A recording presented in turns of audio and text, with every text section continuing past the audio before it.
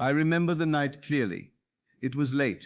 The world outside had gone quiet, and the only sound in the room was the ticking of a small clock on the wall. I sat alone with a question that had followed me for years. Why do some people seem to effortlessly receive what they desire, while others struggle endlessly? I had tried everything the world told me to do. I worked harder. I planned more carefully. I waited for the right opportunities. And yet something inside me whispered that the secret had nothing to do with effort. That night I stopped trying to change the world. Instead, I changed one simple thing: my assumption. I closed my eyes and asked myself a question that would transform my entire life. What would it feel like if my desire were already fulfilled? Not tomorrow, not someday, but now. And as I asked that question, something extraordinary happened. My imagination began to move. I saw a simple scene, a moment in the future, where the thing I wanted had already happened. I wasn't chasing it. I wasn't hoping for it. I was living it. I felt relief, gratitude, completion, and for the first time I understood something that most people spend their entire lives missing. The world does not give you what you want. The world reflects what you assume to be true. That night I fell asleep in a new state of mind, and the next morning the world began rearranging itself in ways I could never have predicted. Most people believe life is random. They think success belongs to the lucky. They think wealth belongs to the fortunate. They think happiness belongs to the few. But I discovered something else entirely. Life follows a law, an invisible law that operates whether you understand it or not. It is the law of assumption. You see, every day you are assuming something about your life. You assume whether money is easy or hard. You assume whether people respect you or overlook you. You assume whether opportunities come your way or pass you by. And these assumptions are not merely thoughts. They are states of being. Think of it like this. Imagine you walk into a room believing you are confident, valued, and successful. You stand differently. You speak differently. People respond differently. The world begins reflecting that state back to you. But if you walk into that same room assuming you are unimportant or invisible, the world will mirror that too. The outer world is nothing more than the shadow of your inner assumptions. This realization changed everything for me, because it meant I didn't have to force life to change. I simply had to occupy a new state. And so I began practicing a simple experiment. Every night before sleep, when the mind becomes quiet and the world fades away, I imagined a short scene that implied my desire had already come true. Just a few seconds, a congratulatory handshake, a message of success, a moment of gratitude. I felt the reality of it as deeply as I could. Then I allowed sleep to take me, and slowly, quietly, mysteriously, the world began to shift. At first the changes were small. A conversation that opened a door, an unexpected opportunity, a chance meeting that led somewhere important. But what fascinated me was not the events themselves. It was the timing. Things began appearing exactly when I had imagined them.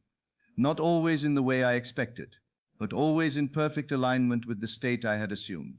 It felt as though life was rearranging itself behind the curtain, as though unseen forces were moving pieces across a giant chessboard. And the more faithfully I returned to the feeling of the wish fulfilled, the faster these events appeared. Soon I realized something profound. The outer world is delayed. It reflects the inner state like an echo. First comes the assumption, then comes the physical evidence. But most people reverse the process. They wait to see proof before they believe. Yet the law works in the opposite direction. You believe first. You assume first. You feel the reality first. And the world eventually confirms it. Once I understood this, I stopped worrying about how things would happen. The how belongs to life itself.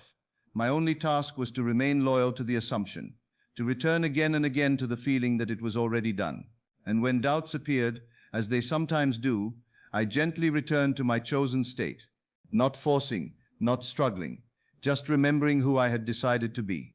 Many people try this teaching once or twice and then say it does not work, but they miss the most important part. The law responds to identity, not momentary effort. It responds to the state you live in, not the visualization you occasionally practice. You must become the person who already has the thing you desire, not outwardly pretending, but inwardly knowing. Imagine someone who knows they are wealthy. They don't wake up each day wondering if money will appear. They simply move through life with quiet certainty.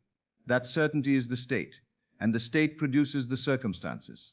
So I began asking myself a powerful question throughout the day. Who would I be if my desire were already fulfilled? How would I think? How would I react? How would I speak? And slowly, almost imperceptibly, I began living from that version of myself. And the strangest thing happened. Life began treating me as though that version had always been real. People responded differently. Opportunities multiplied. And circumstances aligned in ways that felt almost magical. Yet it was not magic. It was law. A law as precise and dependable as gravity. Eventually there comes a moment. A quiet moment of realization. You look at your life and notice something remarkable. The things you once imagined are now your reality.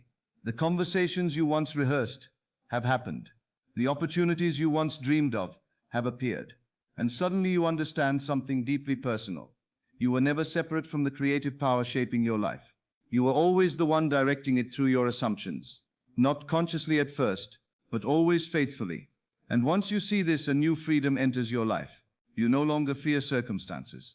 You no longer feel trapped by the past, because you know that the future is born in imagination first. So tonight, before you fall asleep, I invite you to try something simple. Close your eyes. Imagine a short scene that would happen after your desire is fulfilled. Feel the relief, feel the gratitude, feel the naturalness of it being done. Then drift into sleep holding that feeling.